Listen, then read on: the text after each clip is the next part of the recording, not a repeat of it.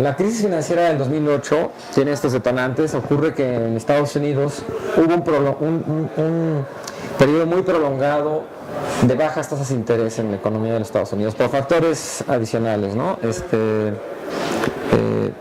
Los precios de los commodities o de las materias primas bajaron por diferentes razones, no había inflación y entonces la Fed bajó las tasas de interés y las mantuvo así por un periodo muy prolongado. ¿Eso qué generó?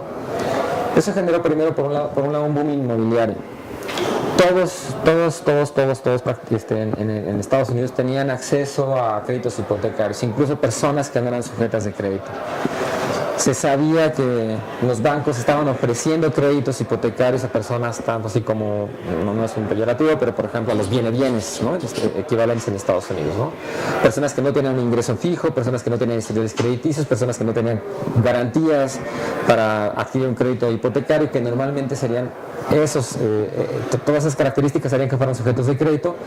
Se empezaron a dar créditos a personas con esas características que no tenían incluso, insisto, no eran sujetos de crédito, ¿no? Todo darles crédito, todo este flujo de dinero hacia ese sector de la economía generó un boom inmobiliario y además fue un círculo virtuoso desde el punto de vista en el momento, porque todas las personas podían pedir un crédito a los bancos, y como los precios de los bienes inmuebles subían muy rápido, pues era muy fácil a veces vender después de un par de años literalmente la casa, el bien que habían adquirido, y como ya valía más el bien que habían adquirido, podían incluso pagar el crédito que originalmente habían pedido. Entonces eso hacía que incluso volvieran a comprar otro bien inmueble, pidieran otro crédito, y entonces se generó un boom inmobiliario porque los precios de los inmuebles empezaron a crecer muy fuerte.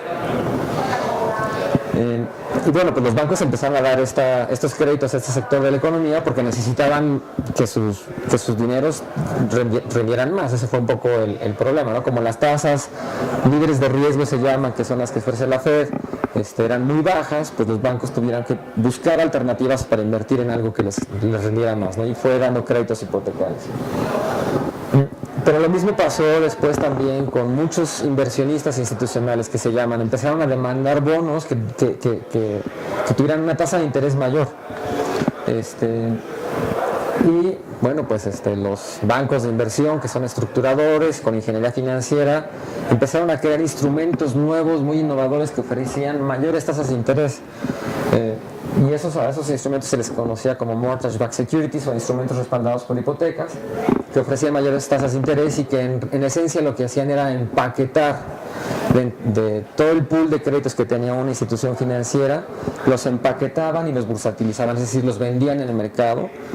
Y entonces los inversionistas podían comprar los rendimientos de esos instrumentos que tenían más riesgo, sí, pero que también ofrecían mayor rendimiento. Entonces, como que se fueron dando todos este conjunto de necesidades y de formas de solucionar esas necesidades. Fue lo que fue ocurriendo, fueron como que los detonantes que había ahí, ¿no?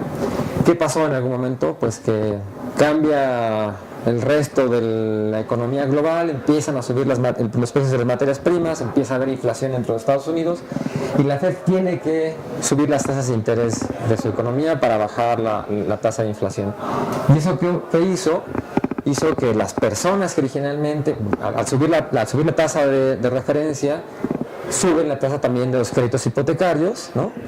Y en consecuencia, las personas que tenían créditos hipotecarios a tasas muy bajas empiezan a caer en incumplimiento. Ya no se empieza a alcanzar el dinero para pagar los créditos hipotecarios.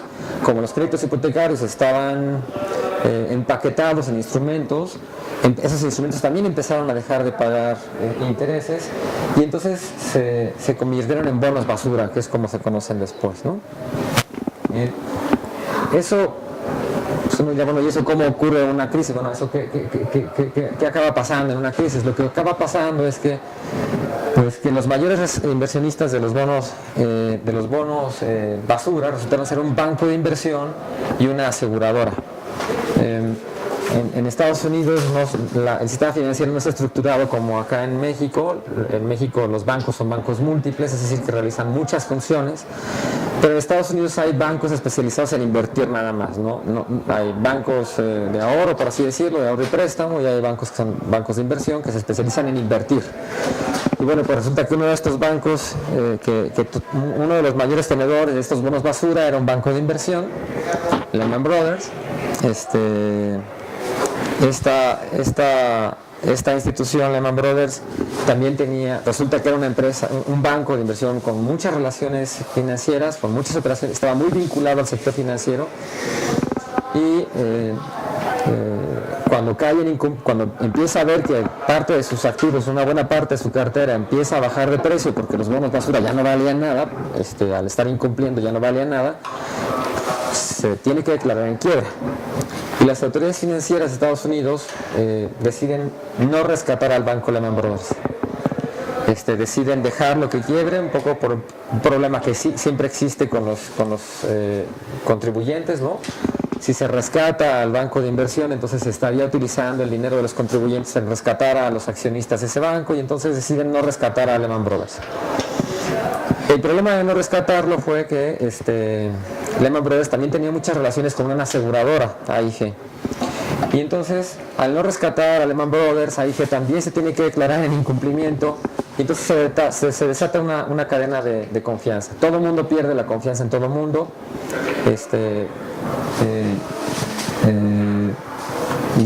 Los bancos empiezan a dejarse de prestar unos a otros porque nadie sabe quién trae en su panza, quién trae estos bonos basura, y en consecuencia quién es posible que incumpla, ¿no? Entonces, yo sí quiero agüita. Otra pregunta.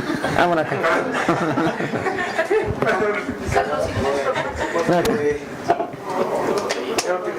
¿Cerveza o cerveza? Ya, perdón. Allá en la esquina, aguas.